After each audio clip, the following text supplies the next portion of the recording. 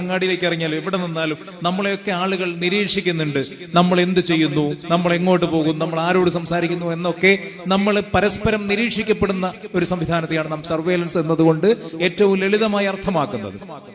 ഇപ്പോ വർത്തമാനകാലത്ത് പ്രസന്റ് സിനാരിയോയിൽ ഞാനും നിങ്ങളും ഉള്ളത് ഏത് സർവേലൻസിന് കീഴിലാണ്?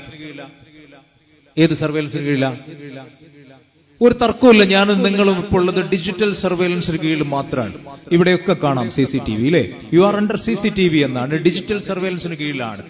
പക്ഷേ ഈ ടെക്നോളജിയുടെ വികാസം കടന്നു വരുന്നതിന് മുമ്പ്, ഈ പറയുന്ന CCTVയും AI ഒക്കെ കടന്നു വരുന്നതിന് മുമ്പ് ഈ നാട്ടിൽ സർവേലൻസ് സിസ്റ്റം ഉണ്ടായിരുന്നില്ലേ? ഒരു തർക്കമില്ല, ഉണ്ട്. ഇപ്പൊ ഒരു ഉദാഹരണം അനുഭവം കൊണ്ട് പറയുകയാണെങ്കിൽ, ഞാൻ 8, 9, 10 ക്ലാസ്സുകളിൽ പഠിച്ചിരുന്ന സമയത്ത് താമസിച്ചിരുന്ന സ്ഥലം തേനാക്കുഴി എന്ന് പറയുന്ന ബാലുശ്ശേരിക്കടുത്ത് ഒരു ചെറിയ ഗ്രാമമാണ്. എത്ര പേർക്ക് അറിയുമെന്ന് എനിക്കറിയില്ല. വളരെ ചെറിയൊരു ഗ്രാമമാണ്. ആ തേനാക്കുഴിയിൽ നിന്ന് 10 പൈസ ST കൊടുത്തിട്ടാണ് ബാലുശ്ശേരി ഗവൺമെന്റ് ഹയർ സെക്കൻഡറി സ്കൂളിലേക്ക് ഞാൻ ഉൾപ്പെടെയുള്ള വിദ്യാർത്ഥികൾ തേനാക്കുഴിയിൽ നിന്ന് പോയിക്കൊണ്ടിരുന്നത്. 1990കളുടെ ആദ്യ പകുതിയിൽ ആൺകുട്ടികൾക്ക് എടുക്കാൻ കഴിയുമായിരുന്ന സകലമാന പ്രിവിലേജുകൾ എടുത്താലും, അല്ലേ, ആൺകുട്ടികൾക്ക് എപ്പോഴും പ്രിവിലേജ് ഉണ്ടെന്ന് അറിയാലോ. ഉണ്ടല്ലേ? ഉണ്ടോ ഇല്ലയോ? ഉണ്ടോ ഇല്ലയോ? ഉണ്ട്. ആൺകുട്ടികൾക്ക് എപ്പോഴും പ്രിവിലേജ് ഉണ്ട്. നിങ്ങൾ 12 മണി ആയിട്ട് വീട്ടിൽ ചെന്നാലും നിങ്ങൾ ഉമ്മച്ചി വാതിൽ തുറന്നു വരും, അല്ലേ? പെൺകുട്ടി തുറന്നു വരുവോ? ഇല്ല, ആൺകുട്ടികൾക്ക് പ്രിവിലേജ് ഉണ്ട്, എല്ലാ കാലത്തും ഉണ്ട്. അത് ശരിയാണോ തെറ്റാണോ എന്നുള്ളത് ഞാൻ ഉത്തരം പറയുന്നില്ല, അത് വേറെ കാര്യം. അപ്പോ ആൺകുട്ടികൾക്ക് എടുക്കാൻ കഴിയുമായിരുന്ന പ്രിവിലേജുകളൊക്കെ എടുത്താലും 6 മണിക്കകം തേനാക്കുഴിയിൽ നിന്ന് ബാലുശ്ശേരി സ്കൂളിലേക്ക് പോയ കുട്ടികൾ വന്നിരിക്കണമെന്നായിരുന്നു അന്നത്തെ അലിഖിത നിയമം. 6 മണി കഴിഞ്ഞ് ലേറ്റ് ആയിട്ടാണ് വരുന്നതെങ്കിൽ എന്ത് സംഭവിക്കും എന്നുള്ളതാണ് പിന്നത്തെ ചോദ്യം, അല്ലേ? ഇന്ന് നിങ്ങൾ ഇപ്പൊ ഇവിടെ ഇൻസ്റ്റിറ്റ്യൂഷന്റെ ഭാഗമായിട്ടായതുകൊണ്ട് ഞാൻ മനസ്സിലാക്കുന്നു, നിങ്ങൾ വാഹനത്തിൽ കൊണ്ടുപോവുകയും വാഹനത്തിൽ തിരികെ വരികയൊക്കെ ചെയ്യാണ്, നിങ്ങളെ ബാധിക്കുന്നില്ല. അല്ലാതെ വീട്ടിൽ നിന്ന് പോയി വരുന്ന കുട്ടികളാണ് എങ്കിൽ ഇന്ന് സാധാരണ 5 മണിക്ക് എത്തേണ്ട ഒരു കുട്ടി 6 മണി കഴിഞ്ഞ് അങ്ങാടിയിൽ വന്നാൽ കുട്ടി വീട്ടിലേക്ക് പോകുമ്പോൾ എന്തെങ്കിലും സംഭവിക്കുമോ? എന്തെങ്കിലും സംഭവിക്കുമോ? ഒന്നും സംഭവിക്കില്ല. 6 മണിയായാലും 7 മണിയായാലും ഓൻ അങ്ങാടിയിൽ വന്നിറങ്ങും. ഒരാളും ഓനോട് ചോദിക്കാനില്ല.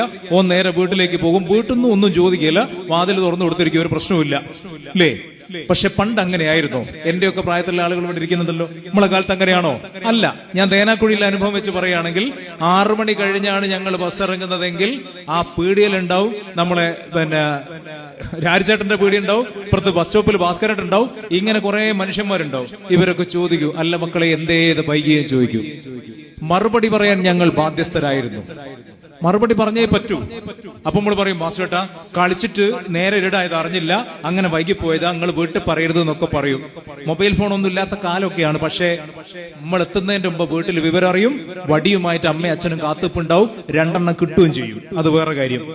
ഇനി ഇന്ന് നിങ്ങൾ വീട്ടിലേക്ക് പോകുന്ന സമയത്ത് ആരെങ്കിലും ഒരാൾ ചോദിച്ചു എന്ന് തന്നെ ഇരിക്കട്ടെ, എന്തേ മോനെ വൈകിയെന്ന് വെച്ചാൽ നിങ്ങൾ ഉത്തരം എന്തായിരിക്കും? നൺ ഓഫ് യുവർ ബിസിനസ് എന്ന് പറഞ്ഞിട്ട് നിങ്ങൾ ഒരു പോക്ക് പോകും, അല്ലേ? നൺ ഓഫ് യുവർ ബിസിനസ്, ഇത് നിങ്ങളെ കാര്യമല്ല എന്ന് പറഞ്ഞിട്ടാ പോവുക. അങ്ങനെ പറഞ്ഞിരുന്നു പണ്ടെങ്കിലോ? പണ്ട് അങ്ങനെ എറ്റാൻ പറഞ്ഞാൽ ആരായാലും അടി അമ്പ കിട്ടും, സ്പോട്ടിൽ അടിയാ. ഈ അടി കിട്ടിയന്റെ പരാതി വീട്ടിൽ പോയി പറഞ്ഞാലോ, ഭാസ്കരേട്ടന്റെ കയ്യിൽ നിന്ന് അടി വാങ്ങാൻ മാത്രം ഇനി കുരുത്തക്കേട് കളിച്ചോന്ന് വെച്ചിട്ട് പിന്നെയും കിട്ടും അടി. അതാണ് അന്നത്തെ സർവേലൻസ് എന്ന് പറയുന്നത്. സോഷ്യൽ ഹ്യൂമൻ സർവേലൻസ് ആണ്. ഏതെങ്കിലും ഒരു കുട്ടിയെ ഒരു സ്ഥലത്ത് കണ്ടാൽ അപ്പത്തും വിവരം, എടോ നിന്റെ മോനെ എന്ന സ്ഥലത്ത് കണ്ടിട്ടുണ്ടോ, സൂക്ഷിച്ചോളി എന്ന് പറയും. അതൊരു സർവേലൻസ് സിസ്റ്റമാണ്. ഇന്ന് അങ്ങനെയില്ല. ഇന്ന് അങ്ങനെ എന്തെങ്കിലും കണ്ടാൽ ആകെ നോക്കുന്നത് അവനവന്റെ കുട്ടിയാണോ നോക്കും, അല്ല എന്ന് കണ്ടാ സമാധാനായി. മനുഷ്യൻ പൊതുവെ അങ്ങനെയാണ് കേട്ടോ. ഇപ്പൊ നിങ്ങൾ ഈ കറണ്ട് പോയ എന്താ സ്ഥിതി? നിങ്ങൾ കറണ്ട് പോയാൽ എന്താ ചെയ്യാ? റൂമിന്റെ ഉള്ളിലിരിക്കുമ്പോഴാണ് കറണ്ട് പോകുന്നതെങ്കിൽ ജനാലിന്റെ കുളത്ത് ഒന്ന് പൊട്ടിക്കും, ഒരു തള്ളു കൊടുക്കും, അപ്പുറത്തെ വീട്ടിൽ പോയിക്കോ നോക്കും. പോയാ സമാധാനായി. പോയില്ലെങ്കിൽ മാത്രമേ നമുക്ക് ബേജാറുള്ളൂ, അല്ലേ? ഇതാണ് മനുഷ്യൻ. അവനവന്റെ കാര്യത്തിലേക്ക് മാത്രമാണ് നമ്മളെ ശ്രദ്ധ. പോട്ടെ, വിട്ടേക്കും. അപ്പോ ഞാൻ പറഞ്ഞു വന്നത്, ഈ ഒരു ഹ്യൂമൻ സർവേലൻസ് തിരിച്ചു കൊണ്ടുവരേണ്ട സമയം അതിക്രമിച്ചിരിക്കുന്നു.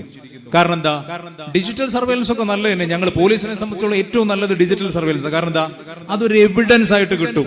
പക്ഷേ ഡിജിറ്റൽ സർവൈലൻസിന് അവിടെ ഇത്തരത്തിലുള്ള കുഴപ്പങ്ങൾ നടക്കണോ നടക്കരുത് എന്നുള്ള ചിന്തയൊന്നുമില്ല. ആടെ എന്ത് നടന്നാലും അത് ക്യാപ്ചർ ചെയ്യുന്ന പണി മാത്രമേ അതിനുള്ളൂ. പക്ഷേ നമ്മുടെ സമൂഹത്തിൽ അരുതാത്തത് സംഭവിക്കരുത് എന്ന ബോധ്യം എന്ന ചിന്ത മനുഷ്യന് മാത്രമുള്ളതാണ്. അതുകൊണ്ട് നമ്മുടെ ഹ്യൂമൻ സർവൈലൻസ് സിസ്റ്റം നമ്മൾ ഇനിയും ശക്തിപ്പെടുത്തേണ്ടിയിരിക്കുന്നു എന്നുള്ളതാണ് എന്റെ അഭിപ്രായം.